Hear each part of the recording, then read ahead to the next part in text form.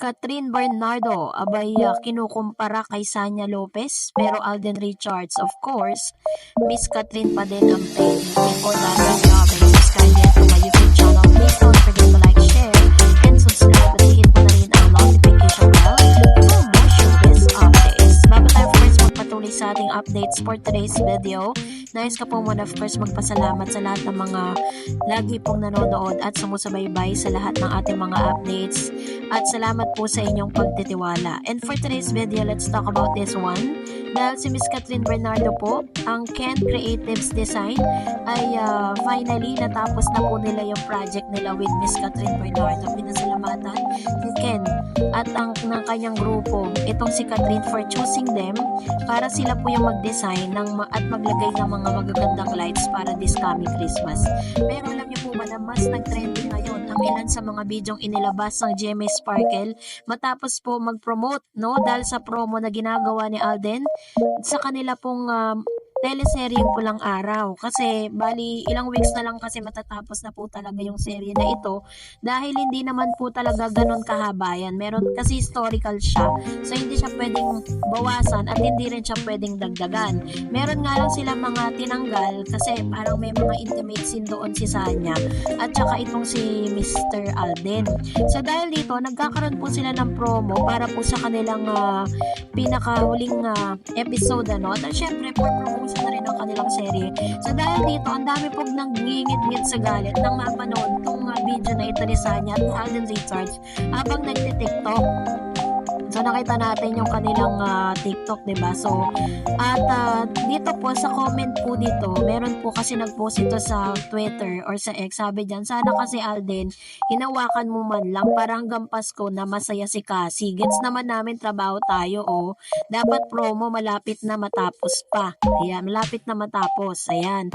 So kasi napansin po ng ilan, nakakaiba po yung TikTok na ginawa ni Alden at ni Catherine at ni Sanya tsaka nitong si Alden. May kita po natin na halos ayaw awakan ni Mr. Alden Richards si Sanya Lopez dito po sa TikTok na ito. And then marami rin nagagalit kasi bakit daw may ganto pa raw si Alden at saka si Miss Sanya Lopez. Katulad na like kong sinasabi sa inyo, 'di ba? Parang normal po nila yan kasi they are actors. So, dahil magkaiba silang mga network, magkaiba sila ng mga boses, at magkakaiba sila ng kanilang ginagampanan. So, possible talaga na may partner po sila sa iba. But it doesn't mean na parang, kasi marami na talagang maraming pinapartner talaga itong si Miss Sanya. So, may mga naglalagay pa nga doon ng mga comparison between Catherine and Alden. Ay, between Sanya and Miss Catherine Bernardo, na bagay na parang hindi yata fair na ikumpara silang dalawa. Number one, milya-milya po ang layo ni Catherine kay Sanya. Si Catherine po, napakarami nang na-achieve nito sa karera niya at sa personal niyang buhay. At isa rin sa mga talaga masasabi natin, si Catherine kasi pag nagsalita siya, may substance yung mga sinasabi niya. While pag pinanood niyo po yung mga interview ni Sanya Lopez, wala talagang tulala lang siya at tawa lang ng tawa sa mga interviews. Na kaya nga si Mr. Boy Abuna, 'di ba? Favorite niya lagi ini-interview itong si Alden at si Catherine. Kasi parang may sustansya kasi yung mga sinasabi nila when it comes to the interview. And then sinasabi ng ilan na parang yun nga, sineswitch na itong si Alden kay Sanya, na bagay na kung i-check po natin is hindi po ito talaga yung tipo ni Alden kasi 'di ba si Miss Sanya Lopez, may nakita po ako sa Twitter, ayan, grabe po yung mga scene na yan, talagang pinapatos ni Sanya Lopez yan. Ganon din kay Alden, meron din silang matinding scene pero hindi pinalabas sa television, sa Netflix lang napanood. Talagang grabe po yung mga scene na to at talagang sabi po ng ilan, pumapayag nga si Sanya na gawin yan. And syempre, kaya hindi po pwede i-compare itong si Sanya kay Miss Catherine kasi napakalayo. At the same time, hindi po ginagawa ni Miss Catherine yan. Hindi niya po kailangan gumawa ng mga ganyang scenario, intimate scene, para lang po talaga panoorin siya. Kasi sa drama pa lang, doon po sa kalidad ng pag-arte ni Miss Catherine Bernardo, doon pa lang po, doon na siya talaga nakilala at sumikat.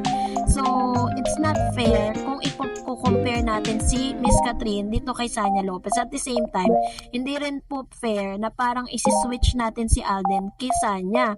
Diba? Kasi marami po talagang ganun ngayon eh. Kaya ang daming naiinis din. So, huwag tayo masyadong magalit kasi trabaho lang po nila yan. At wala pong connection yan doon sa kanilang personal na buhay. Nakita naman natin kung gaano kalayo si Alden. At halos ayaw niyang hawakan. Ang dami kasi nagngingit-ngit sa galit.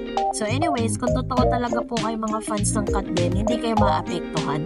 So magbasa tayo ng mga komento ninyo. Unahin natin si Ma'am Elena Galgo. Miss Dar, sa interview kay Direk Cathy, ayaw ng Lisken kaya naganap sila ng bago at fresh na panonood ng mga tao ngayon si Alden nakuha ng Star Cinema at ang tagal daw ng proseso. At wala pa silang nakita na kapartner ni Alden tapos si Kat nakita nila na bagay partner pero matagal pa nag-accept ni Kat kasi ayaw ni Daniel.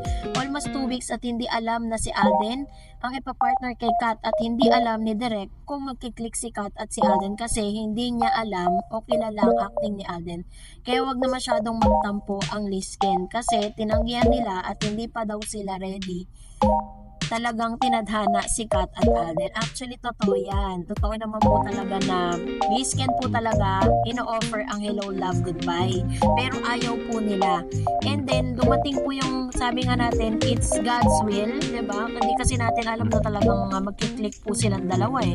Sabi ni Renato Sain, I think walang katotohanan ng Kim Pao movie na may love will make you disappear. Tapos na yan.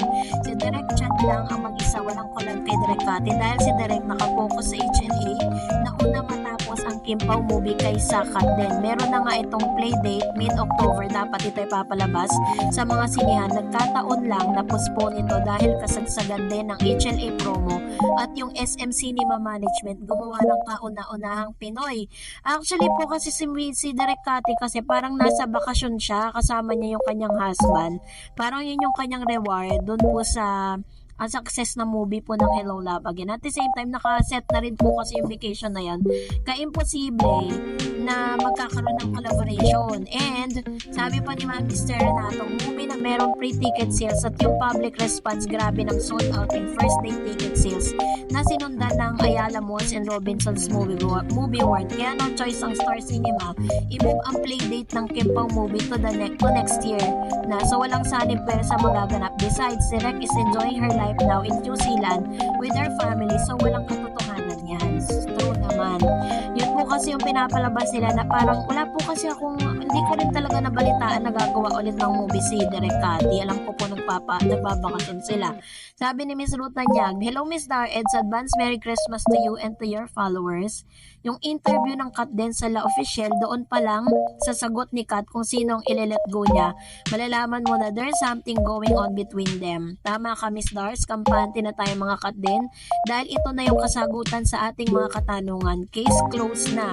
Panalo na talaga ang kaso ni client. At yung tungkol naman sa movie ni Kim Pao, kikita siya pero hindi nila kayang pantayan o lampasan ang kinita ng HLA o iba pang hatak ng chemistry, which is tama naman, diba? Kasi parang kahit nga po yung movie ni Miss nito ni Vice Ganda, diba? Parang inalign po nila yun dun sa story ng HLA eh.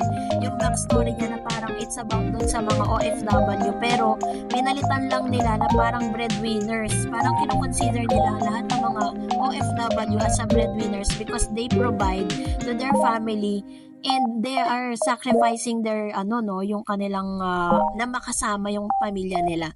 Pero hindi nila kayang pantayan o lampasan ang kinita ng HLA. Iba ang hatak at chemistry ng Kat din. Almost magto 2 billion na ang kinita nito. Mahirapan na i-duplicate ito at lahat ng first time sa Kat din na nangyari. Thank you very much Miss Star and sa patuloy mong pagbibigay na update sa Kat din. Again, Merry Christmas and God bless us all. Ayan, thank you so much Ma'am Ruth Tanyag. And totoo po yan, kung meron po kasi nagka-ask dito po sa comment section kung magkano na yung kinita ng HLA. Wala pa po kasing nilalabas na total gross sales dahil may mga movie date pa po na isasama doon sa total. Tsaka talagang mahirap na siya lagpasan. Sabi ni Ma'am Daisy, good afternoon Miss Stars. First comment ata ako, tawang-tawa ako sa sinabi ni Kat na pag magkuya daw, try nila tawang-tawa si Alden. Gaya noon kay Piolo Pascual. Gusto ni Piolo na magsama din sila sa project. Sagot ni Kat, why not? Yes, okay. Magtatay daw sila. Si Kat talaga nakaka-good vibes. We love Kat din. Ayan. Totoo naman, 'di ba? Kasi si Piolo Pascual parang ano niya yun, dream niya yun na makasama niya si Miss Catherine dahil alam niya na talagang lahat ng pelikula ni Catherine pinapanood talaga ng masa. Talagang inaabangan. So, ngayon, meron pong balita, no? Merong isang actress na makakasama siya. Ibinalita na po niya yan sa isang interview. Mamaya po malalaman ninyo ang kabuuan ng updates na yan para po at least yung kompleto yung detalye. Sabi ni Miss Grace Petaluna, sana kung merong teleseryang Catherine, dapat ipalabas sa Channel 3 at 7 para maganda. May maka 7 at maka 3. Meron pong Channel 3. Sabi ni Cora Welber, sige, mag-road trip kayo sa Northern California, Southern California, then to the East Coast. Ayan, so yun po yung ang gusto kasi ni Miss Catherine, yung kanyang travel is sa Antarctica. Diba yun talaga, parang Asian cruise daw yung gusto niya na gawin. And ganon din si Alden Richards, parang kapag may sinabi si Catherine, na-agree ni Alden Tapos parang kung ano yung sagot ni Catherine, ganon din yung gusto niya. Diba, parang gusto niya, parang nagko-complement lagi yung sagot nilang dalawa. But anyways, ano man yung mga gusto nilang puntahan, sana magkasama sila, much better. Para hindi lang sila yung sasaya, pati kayo, pati tayo. Sabi ni Miss Veronica, hello Miss Stars, lagi akong pinanonood na video mo at napapansin kong hindi ako nagko-comment. Legit mga update mo. Thank you Ma'am si Veronica, mga silent viewers natin. Sabi ni Miss Raquel, they will be a good for Mr. and Mrs. Smith Filipino version. Titignan natin, Mama. Hanapin ko yan, Ma'am, kung anong story ng Mr. and Mrs. Smith Filipino version. And Miss Mamshi the Memories. Hi Miss Dars, lagi ako nanonood ng mga video mo kahit may work, naka-headset ako. Kaya di ako lagi nagko-comment. God bless Miss Dars. Thank you Mamshi. And sabi ni Miss Teskehel, wow Alden, all out sa support. True naman. And Isabelita Katan, thanks din Miss Dar sa pagbibigay ng update sa Katden. And Miss Angeli Yelnas, hello, ako po rin lagi ako nagpupuyat o kahit sa work, naka-YouTube pa rin ako, naririnig ko lang ang mga binabasa mo sa mga nangyayari sa Katden, lalo kung may bagong latest. Salamat sa iyo. Thank you din Ma'am Shia. Nakakatawa naman, ginagawa nyo talagang radyo, ito pong YouTube natin ha.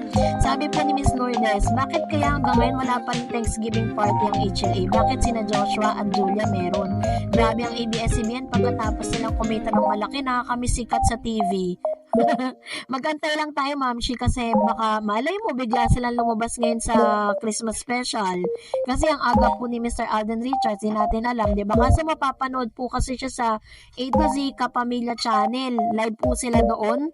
Wala tayo nun kaya makikibalita na lang tayo. Sana ipalabas din po siya sa YouTube or i-live po siya ng ABS-CBN para mapanood nating lahat. Well, kung nagustuhan mo ang video na ito, huwag mo kalimutan mag-like, mag-share at mag-subscribe at i-follow mo na rin ang aking Facebook page, Dareds TV. And also, I have my TikTok account which is Dareds TV. Pwede nyo rin po akong i-follow doon.